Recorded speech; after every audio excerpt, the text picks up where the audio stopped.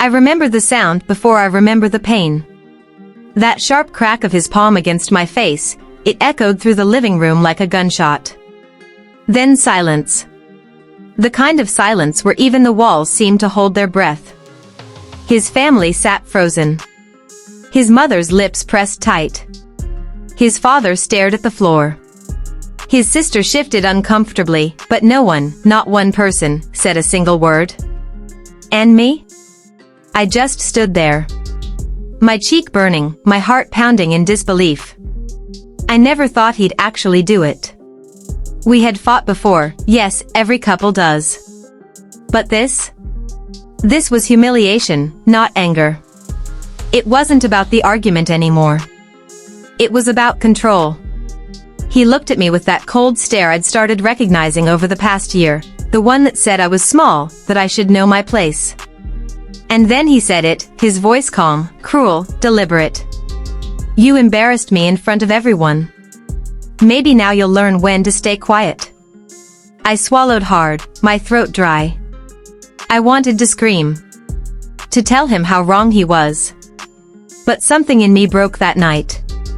Not the kind of break that bleeds, the kind that goes silent. I looked around at the people who'd watched it happen.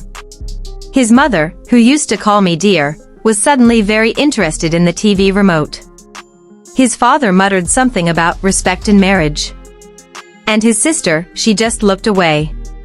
Then, without another word, he went upstairs. 10 minutes later, I heard drawers slamming. A suitcase zipper. He came down carrying a bag. Walked right past me. Didn't look back. Didn't apologize. Just said, I'm done. The front door closed behind him, and with it, 6 years of my life. For hours, I sat there, numb, empty. My hands shaking, my face still hot from the slap. I didn't even cry at first. It felt like my body refused to believe it was real. When I finally looked in the mirror that night, I barely recognized myself. There was a red mark still fading on my cheek, but it was my eyes that scared me, they looked hollow. I kept asking myself, how did I end up here? How did I go from being the woman with dreams, goals, laughter, to the woman who got slapped for speaking up at dinner? We'd met in college. He was charming back then, smart, confident, protective. Everyone said we were perfect together. And for a while, maybe we were. But after marriage, little things started changing. He'd correct me in front of people, tiny things, don't say that, or that's not how you pronounce it. He started deciding what I wore, where I went, who I talked to. If I questioned him, he'd twist it around. You're overreacting, he'd say. I just care about you. At first, I believed him. Then I started doubting myself. That's what emotional abuse does, it doesn't start with bruises. It starts with self-doubt. I thought love meant patience, that things would get better. But the more patience I showed, the more power he took. And then came that night. The slap. The suitcase. The silence. The next morning, I woke up to messages from his mother. She wrote, "You should apologize to him before it's too late. Men don't like being disrespected." I stared at that text for a long time. My fingers hovering over the keyboard. And for the first time, I didn't reply. Instead, I called my best friend, Clara. When she picked up, I couldn't even speak, I just broke down. She didn't ask for details. She didn't say, "I told you so." She just said, "Pack your things. Come stay with me."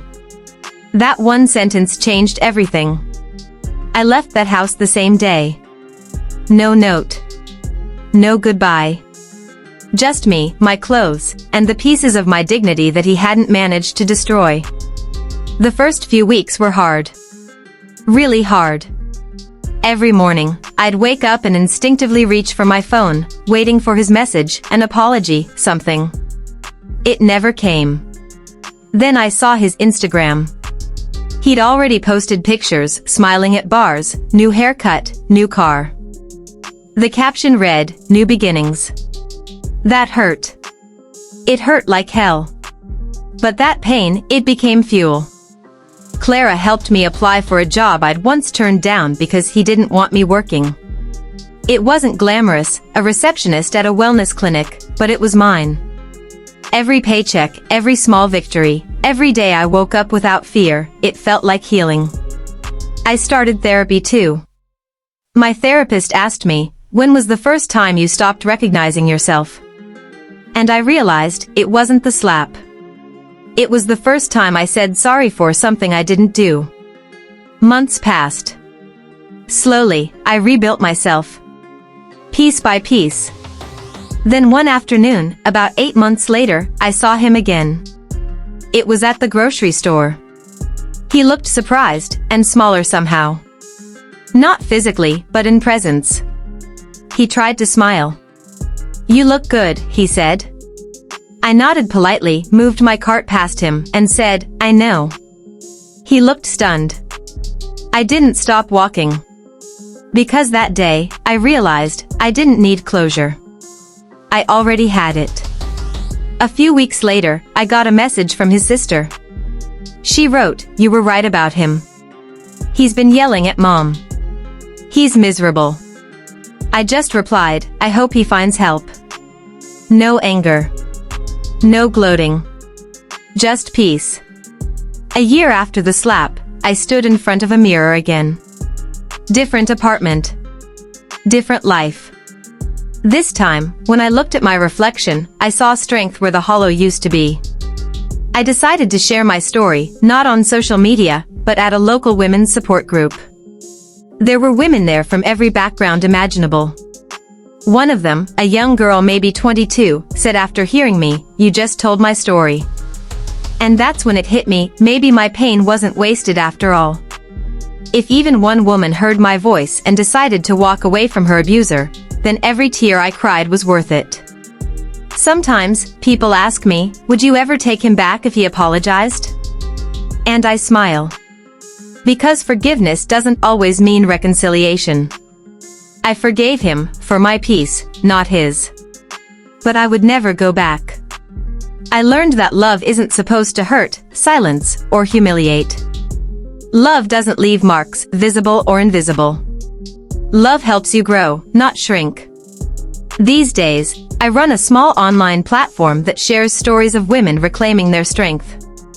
I get hundreds of messages from women who say, "I thought I was the only one." And I always tell them the same thing. You're not alone. You're never alone. Sometimes, when I drive home from work and the sun hits just right, I think about that night. About the slap, the silence, the suitcase. And for a brief second, I feel a sting of memory, but not pain. It's just a reminder of how far I've come. He thought he broke me that night. But what he really did, was set me free. Because when a woman finally chooses herself, that's when she becomes unstoppable.